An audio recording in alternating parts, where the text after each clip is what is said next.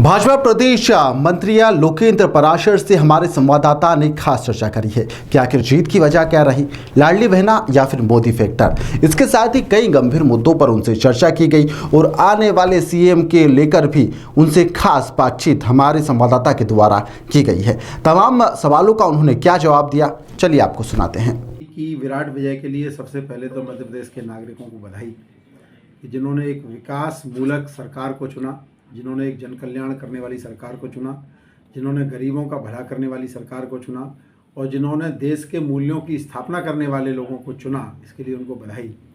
और निश्चित तौर पर जैसा आपने पूछा है कि 29 लोकसभा चुनाव, लोकसभाएं हमारे यहाँ आती हैं, सीटें आती हैं मध्य प्रदेश में, वो पूरी 29 की 29 हमें जीतना है।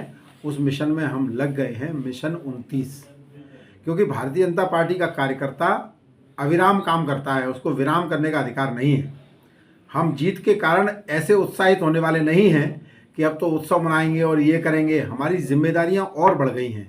मध्य प्रदेश जीतने के बाद देश को जीतना है, और देश को जीतना है माने देश को स्थापित करना है सारी दुनिया में। इसलिए ये बड़ा मिशन लेकर भारतीय जनता पार्टी का कार्यकर्ता चला है, उस काम में हम लग गए। लाडली बहना योजना इसमें कितनी कारगर रही है जीत में? देखो, जीत के कई आयाम हैं, उन एक आयामों में एक बड़ा आयाम लाडली बहना योजना निश्चित तौर पर रही है। क्योंकि देखो, लोकतंत्र की एक खूबी है, अगर आप जनता को कुछ करते हैं तो जनता उसका प्रतिसाद देती है। तो बहनों के सम्मान की स्थापना में जो लाडली बहना योजना ने जो काम किया है, तो बहनों ने भरपूर आशीर्वाद भारतीय जनता पार्टी को दिया है।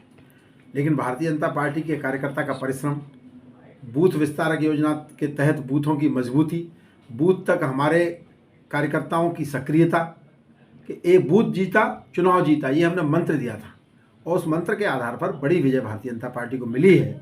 सारे मुद्दे, राष्ट्रीय मुद्दे भी मध्य प्रदेश के विधानसभा के चुनाव में बहुत महत्वपूर्ण थे।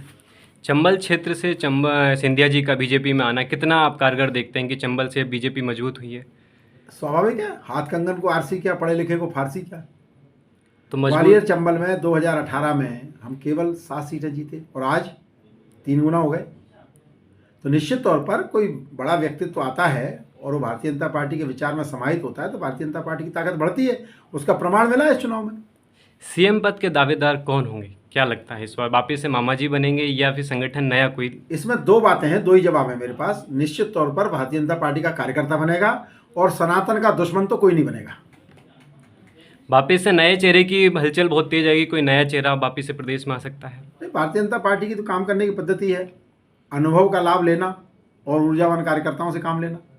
तो भारतीय जनता पार्टी विचार करेगी, नेतृत्व विचार करेगा और योग्य कार्यकर्ता जो होगा मध्य प्रदेश की कमान संभालने के लिए, निश्चित तौर पर वो कमान संभालेगा। बहुत बहुत धन्यवाद।